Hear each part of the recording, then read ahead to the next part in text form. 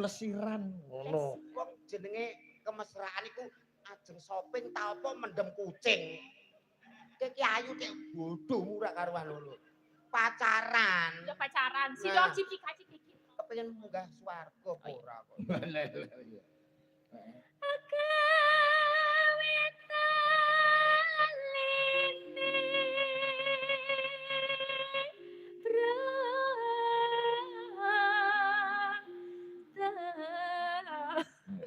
Larung tekan wis ngene lho, sakit lho. Lah piye kesempatanku ya pas. Kumala teko cemburu. Wong ayu pun kakang ora bakal ninggalke katresnan. Tenan ya Kakak. Sedulur batok senyari bumi tak labing temekaning pati.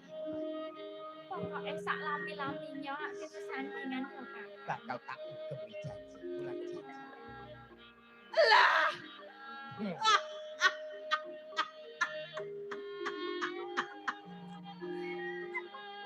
Bisa Mas Mirat Mojo. Sik Mas. Wedok Ceritane iki padha ayune, ora kaya malah medeni wong kuwi. Aku ki Nek sing iku ula. Ngene lho. Kaya ngono Kang Mas. Lho, wong wedok ki lek ngerti pacare, gendakan kat wong liya yo jelas marah. Iya wis. Ora apa-apa wis kok amuk. Piye? Langsung ngono. Ngomong apa? Ngono kuwi. Ya ngono mesti jedak sik wong wedok wis pembawaane tokonane ngono kuwi. Lah, Kang Mas Wirat Moyo. Iki sapa?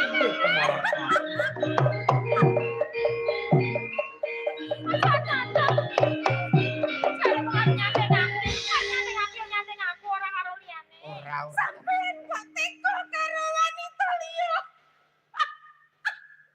Keki ngamuk ta nelek. Nangis. Lah, Lho sakit soke lho pacare sing ditresnani gendakan karo wong liya ki wong wedok ki ora iso ngomong. Kumala Retno. Katresnanku mung siji ya karo Sri Wuning. Sampeyan kok kaya ngono to, Mas? Ora eling katresnan karo aku. Belas ora eling. Apa kowe ora eling? Biyen sak kamar karo aku. Jajale tuh ngomong. Kowe kok tega iki sapa? Sapa? Syukur. Sapa kok anak wedok kaya ngene mbok rayu-rayu sapa? Janjimu kepiye karo aku?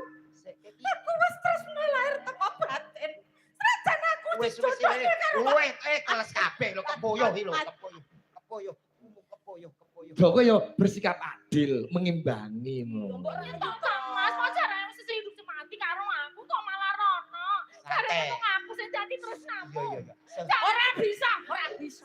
Dadi apa-apa kowe janji ora bisa.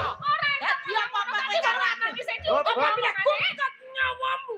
Modar. Janjimu karo aku tak belani aku dijodohne karo wong tua aku tak belani aku tresno.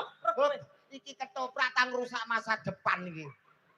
Kok merusak masa depan piye? Ala wong sing kene, nek ning kene aku kaya entuk hadiah Pak Igit karo Mbak Elisar kaya entuk hadiah. Heeh, nek karo Mbak Lucy. Rene kaya kena musibah aku. Wis to sampean tanglet to Bu Haji kae. Umpama bapake dilirik wong wedok liya sapa sing ora kuat?